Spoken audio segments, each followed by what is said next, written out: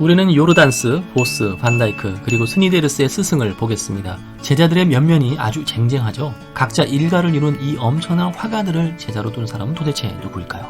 플랑드르 미술의 아버지 루벤스입니다.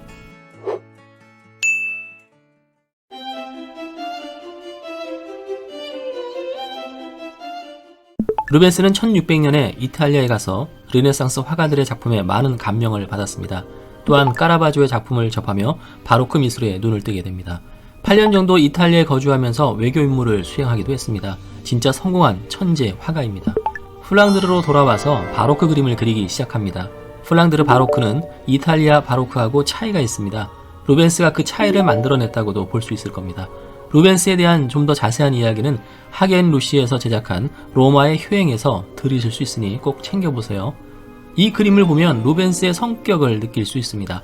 그의 그림은 밝으면서 웅장했기 때문에 사람들이 루벤스를 좋아했어요. 루벤스는 열심히 작업했습니다. 시간이 없어서 젊을 때부터 하루에 3시간만 잤다고 합니다. 63세까지 살면서 무려 2000점 이상의 그림을 남겼다고 하니 엄청나지 않습니까?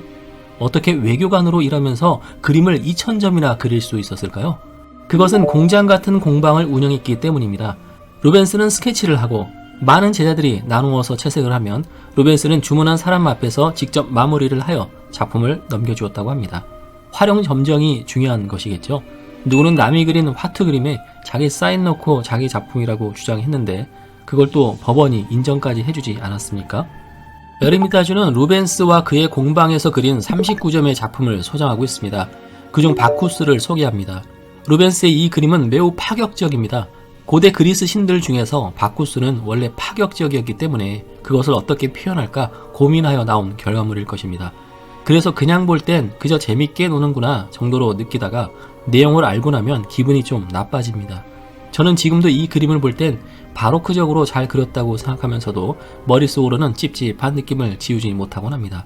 어쨌든 그것은 저만의 생각이니 참고만 하시고 구독자 여러분들은 여러분들만의 감상법으로 그림을 즐기시기 바랍니다. 바쿠스는 제우스와 세밀레 사이에 태어난 자식입니다. 세밀레가 임신하였는데 헤라의 계략으로 제우스의 빛을 본 세밀레가 불타 죽습니다. 그래서 제우스가 뱃속의 아기를 꺼내어 자기 허벅지에 넣고는 10달을 채워서 태어나게 했으니 그 애가 바로 바쿠스입니다. 제우스는 헤라의 마술을 피해 실레노스에게 자기 자식을 맡기죠. 그 실레노스도 술의 신인데 바쿠스의 양아버지가 됩니다. 술의 신 밑에서 자라서 바쿠스가 포도주 양조의 신이 된 것일까요? 실레노스는 술고래이면서 지혜로운 자였습니다. 그 때문에 마이다스 왕하고도 엮이게 됩니다. 그 이야기는 다른 작품에서 설명할 때가 올 겁니다. 이렇게 바쿠스의 탄생 스토리는 매우 스펙타클하죠. 그런데 바쿠스를 숭배하는 밀교의식은 광란 그 자체였습니다. 이 작품을 이해하기 위해서 우리는 고대 그리스 3대 비극시인 중 에우리피데스가 쓴 바카이라는 작품을 참고할 필요가 있습니다. 테베의 왕 펜테우스는 바쿠스는 숭배자들로 하여금 어떠한 법도 지키지 않도록 하는 신이다 라고 비난하면서 테베에 주신 바쿠스 종교의 전파를 막으려고 합니다. 바쿠스는 당신의 모독이 나에게는 찬사라오 라며 보복을 계획합니다. 바쿠스의 계략으로 축제에서 광란에 빠진 바쿠스 여신도 바카이들에 의해 왕은 사지가 찢겨 죽습니다. 그런데 비극적이게도 광물을 추다가 펜테우스를 죽인 여인들은 바로 그의 어머니와 아내였습니다. 그들은 제정신을 차리고 나서야 자신들이 한 일을 깨닫고 울부짖지만 이미 늦었습니다. 니체는 비극의 탄생에서 이렇게 말했습니다. 나는 도리스 국가와 도리스 예술을 아폴론적인 것의 진영으로만 설명할 수 있다. 디오니소스적인 것에 야만적인 본질에 끊임없이 저항함으로써 성벽을 둘러싸고 그토록 잔인하고 가차없는 국가 조직이 지속될 수 있었던 것이다. 니체는 그리스 고전주의 예술에서 나타난 질서를 아폴론적인 것이라 하였습니다. 벨베데레의 아폴론상만 보더라도 가장 완벽한 인체 비례를 그 미의 척도로 삼고 있죠. 이에 반하여 디오니소스적인 것은 야만적인 본질에 충실한 것으로서 술에 취하고 신들린 밀교를 대표합니다.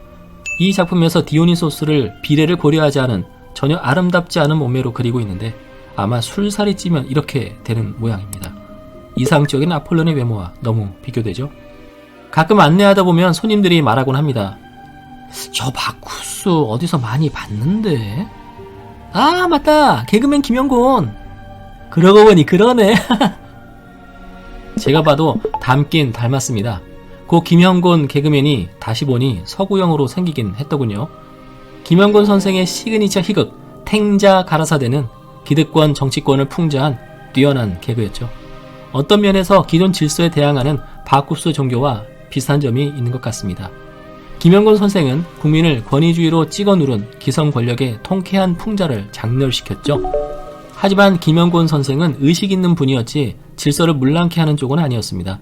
디오니소스는 원초적 자유를 추구하는 인간 본성을 드러내었으니 좀 더 철학적인 면이 있는 것 같습니다. 그림을 보겠습니다. 오른쪽에는 디오니소스의 양아버지 실레노스가 술독채 술을 들이키고 있습니다. 왼쪽에는 바쿠스를 섬기는 여사제인 바카이가 술을 따르고 있습니다. 잘 보시면 황홀경에 빠진 듯한 눈을 하고 있고 그래서인지 술이 넘치는 것도 모르고 있습니다.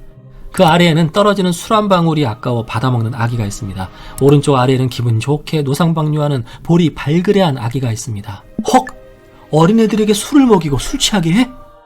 이런 그림 박물관에 걸어놔도 되는 거야? 남녀노소를 막론하고 술 먹고 신들려서 황홀경에 빠진 이 모습은 도덕이 무너진 소름 끼치는 세상을 그리고 있습니다. 이들이 또 어떤 일을 저지를지 몰라 무섭기까지 합니다. 신화에서는 혼음과 살인까지 서슴지 않고 저지르는 것으로 나오죠. 그에 비하면 루벤스의 그림은 점잖은 편이라 하겠습니다. 그럼에도 쉽게 감당이 되지 않네요. 이러한 무질서는 사회 기강을 문란하게 하는 것으로서 처벌하고 막아야 할 대상이겠죠. 그래서 지배층은 질서를 무너뜨리는 바쿠스를 좋아하지 않았던 것입니다. 이성과 질서에 반하여 광란과 황홀경에 빠져 이성을 잃은 행동을 하는 것을 디오니소스적인 것이라 할 때 이 그림에서 루벤스는 디오니소스적인 것을 잘 표현하였습니다.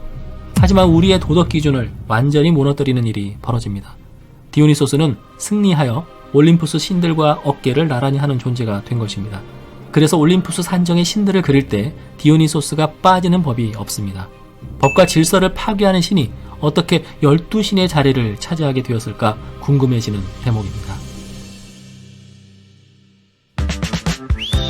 영상 재밌게 보셨다면 구독과 좋아요 부탁드립니다.